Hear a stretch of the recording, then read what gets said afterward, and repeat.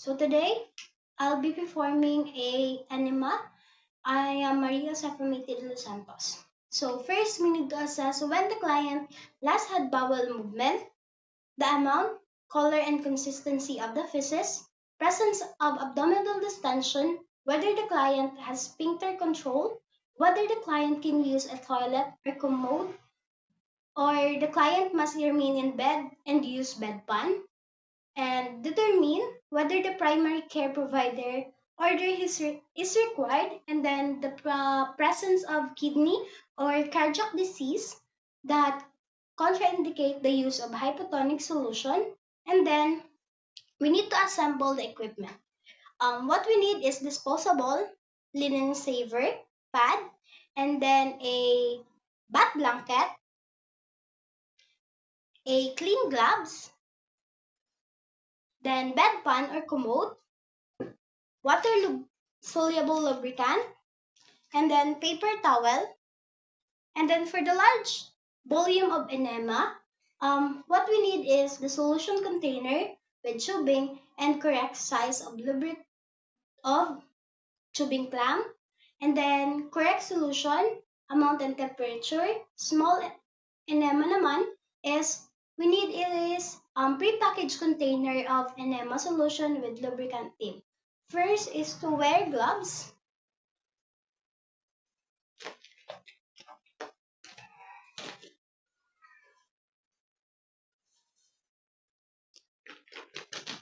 And then lubricate about 5 centimeter or 2 inches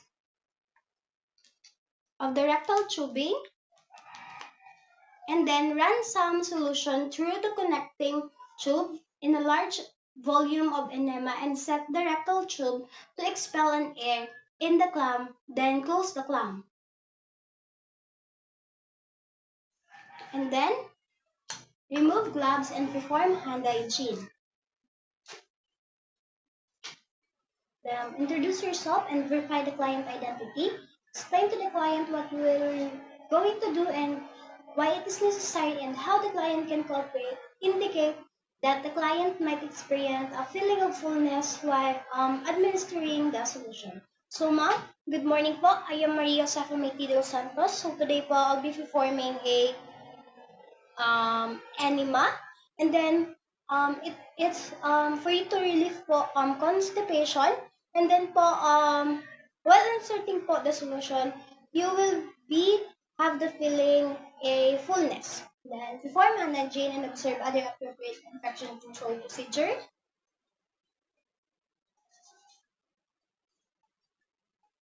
And then provide a client privacy. Then assess the client to a left lateral position while the client leg is flexed as possible, and then the linen saver pad is under the buttocks. Then yung linen saver pad is under the buttocks. And then insert the enema tube um, for 7 to 10 centimeter smoothly and slowly into the rectum, directly toward to the umbilicus. Then if the resist occurs to the external sphincter, ask the client to take a deep breath and run a small amount of the solution into the tube. So ma'am,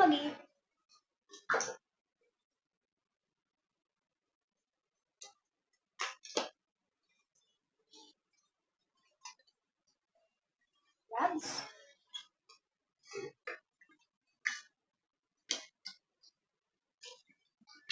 So sabihin po natin.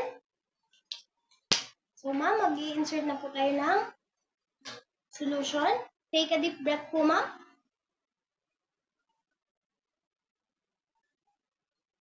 Then never force the tube or the solution to entry.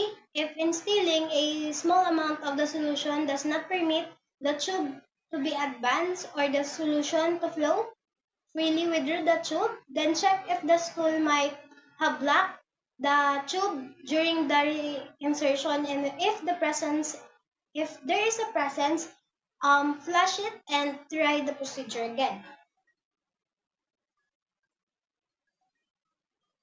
Then slowly administer the enema solution. Raise the solution container and open the clamp and allow the fluid to flow, or compress the polyball container by your hand. And then for the low enema, hold and or hang the solution container no higher than 30 centimeter or 12 inches above the rectum. And then for the high enema, hang the container approximately 45 centimeter or 18 inches above the rectum. Um, Administer the fluid slowly if the client complains fullness or pain.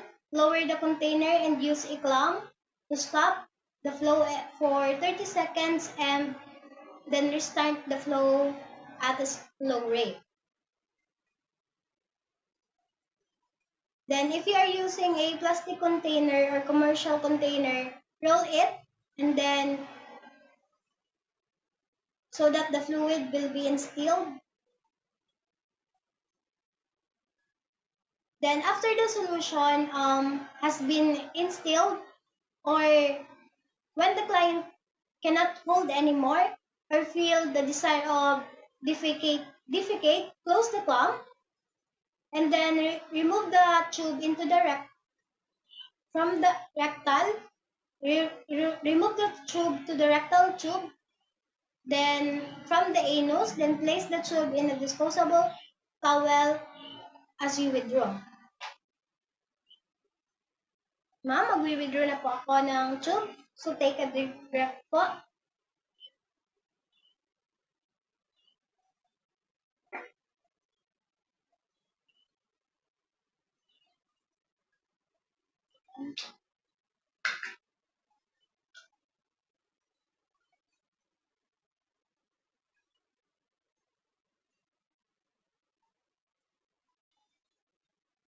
So encourage po the client to retain the enema. Then ask the client to remain lying down. Then request the client to retain the solution for the appropriate amount of time. For example, 5 to 10 minutes for cleansing enema, or at least 30 minutes or 1 hour of the retention of enema. Then assess if the client to defecate. Ask the client to sit on the bedpan or commode or toilet.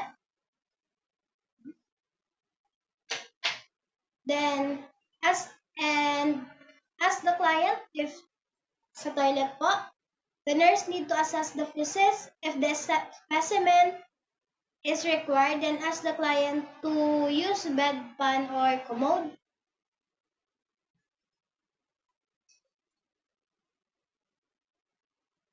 Then, if finish na po, position the client in a comfortable position, and then po, do the aftercare, remove the gloves, and perform hand hygiene. Then document the procedure, the type